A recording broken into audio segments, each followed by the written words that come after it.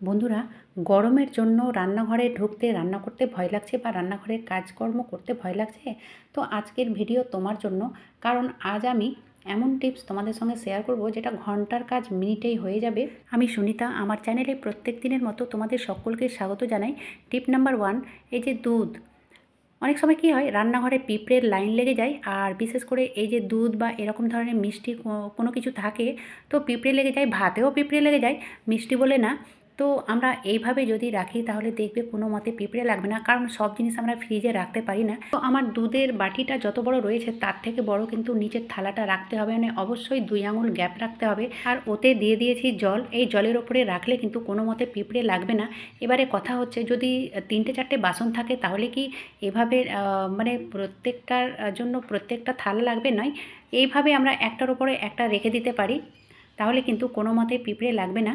চলো এবার দেখে নেওয়া যাক পরবর্তী টিপ। তো পরবর্তী টিপ হবে, এখন যেহেতু গরমের দিন, আর এই গরমের দিনে আমরা মানে রান্না বান্না করতে একটু অসুবিধেই হয়, তবুও আমাদের করতে হয়, কোনো কিছু করার থাকে না, রান্না তো করতেই হবে। তো এবারে আমি যেটা তোমাদের সঙ্গে শেয়ার করব সেটা কিন্তু রান্নাও করতে হবে না, খুব সহজেই আমরা পেট ভরে নিতে পারবো।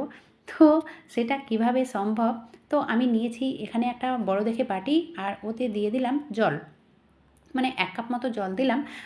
তারপরে ওতে দিয়ে দেব এই যে ছোলার ছাতু। ছোলার ছাতু আমাদের শরীর ঠান্ডা রাখতে সাহায্য করে, কারণ এই গরমের দিনে ছোলার ছাতু খেলে দেখবে শরীরে অনেকটাই এনার্জি আসে। আর এই ছোলার ছাতু কিন্তু ছোট বড় সবার জন্য, মানে সবার ক্ষেত্রেই ভালো আর কি।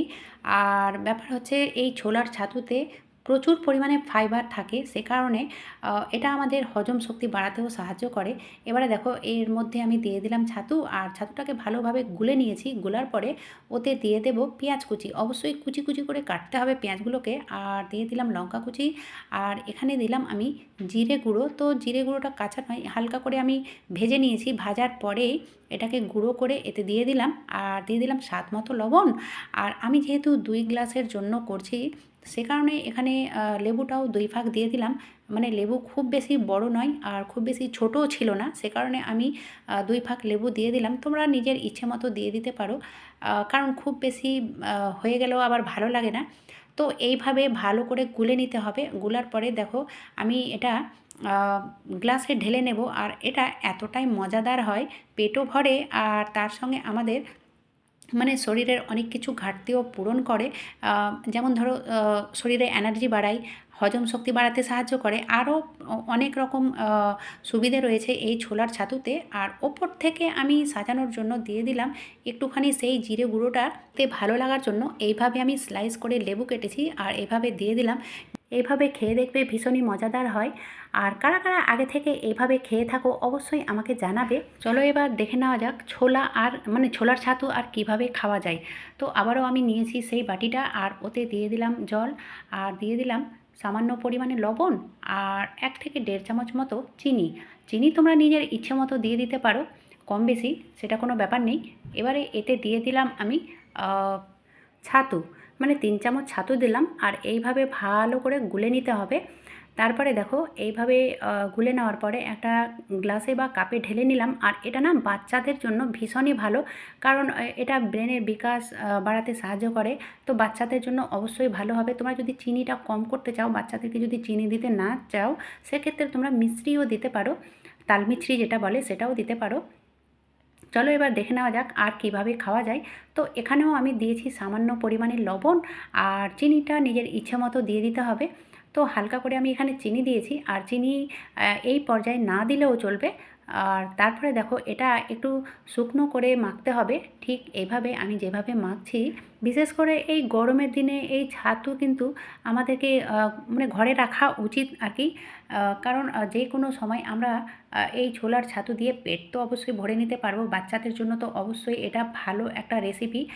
আর এই দেখো বন্ধুরা, ঠিক এইভাবে আমি মেখে নিয়েছি, আর এটা না আমের সঙ্গে কিন্তু জমে যায়। তোমরা এইভাবে খেয়ে দেখবে, ভীষণই ভালো লাগে খেতে। চলো এবার দেখে নেওয়া যাক রসুনের ব্যাপারটা, যে কিভাবে আমরা রসুন ছাড়িয়ে নিতে পারবো। তো আমি 2 রকম পদ্ধতি তোমাদের সঙ্গে শেয়ার করব, কারণ রান্নাঘরে ঢুকলে কিন্তু এই রসুনের প্রয়োজন হয়। আর রসুন ছিলতে কিন্তু অনেকটা একটা বিরক্তিকর কাজ, আর এটা বিরক্তিকর হলেও আমাদেরকে করতেই হয়। তো তো যাই হোক, সর্বপ্রথমে আমি একটা ক্যারির মধ্যে ভরে নিয়েছি। তোমরা চাইলে যে কাপড়ের ব্যাগগুলো থাকে তার মধ্যেও ভরে নিতে পারো। তো এইভাবে যদি অনেকগুলো রসুন ছাড়ানোর ব্যাপার থাকে তো অবশ্যই একটা প্লাস্টিকের মধ্যে কিংবা কাপড়ের যে ব্যাগগুলো থাকে সেই ব্যাগের মধ্যে ভরে আর ভারী কিছু দিয়ে এভাবে ঠোকা দিয়ে প্রথমে ছাড়িয়ে নিতে হবে। অবশ্যই তো ছাড়াতে হবে। ছাড়ানোর পরে আমরা কী করি, ঠিক এইভাবে একটা একটা করে ছাড়াই। ছাড়িয়ে তো নিই, কিন্তু অনেকটা সময় লেগে যায় আর নখে তো ব্যথা হয়। তো যাই হোক, আমরা অনেকগুলো রসুন কীভাবে ছাড়িয়ে নিতে পারি, মানে নখেও ব্যথা করবে না আর সময়টাও কম লাগবে। তো সবথেকে প্রথমে আমি ছাড়িয়ে নিলাম। ছাড়ানোর পরে একটা বাটিতে ঢেলে দিয়েছি, মানে একটা বাটিতে নিলাম। তারপরে দেখো, কুকারে আমি করেছি জল গরম। হ্যাঁ বন্ধুরা, কুকারের জলটাকে এমনভাবে গরম করতে হবে, মানে গরম ভালোভাবে করতে হবে আর কি। দিয়ে এই যে বাটিতে আমি রসুনটাকে নিয়েছি এটা এই কুকারের মধ্যে দিয়ে দিলাম। তারপরে দেখো, কিছু করতে হবে না আর চুলোর আঁচটাকেও বন্ধ করে দিতে হবে। আর মানে আর আগুনের কোনো প্রয়োজন হবে না। তো এটা যতক্ষণ ঠান্ডা হবে ততক্ষণে কিন্তু আমাদের এই কাজটা হয়ে যাবে, মানে রসুন ছিঁড়ার কাজটা হয়ে যাবে। তো এটা মোটামুটি আমি 5 থেকে 7 মিনিট রেখে দিয়েছিলাম। তার মধ্যেই কিন্তু কুকারটা ঠান্ডা হয়ে গেছে। কারণ কুকারের মধ্যে বেশি জল ছিল না, অল্প জলই দিয়েছিলাম, 1 গ্লাস মতো জল দিয়েছিলাম। তারপরে দেখো, হালকা যখন গরম থাকবে তখনই এই কাজটা করে নিতে হবে, কিংবা ঠান্ডা হয়ে গেলেও কোনো সমস্যা নেই। তো প্রথমে হাত দিয়ে কচলে নিতে হবে। কচলে নিলে দেখবে অনেকগুলো রসুন এমনিতেই ছুটে চলে আসবে, মানে বেরিয়ে চলে আসবে খোসা থেকে। তো খুবই ভালো। আর এর থেকেও একটা সহজ পদ্ধতি আমি তোমাদের সঙ্গে শেয়ার করব, তোমরা স্কিপ না করে দেখতে থাকো।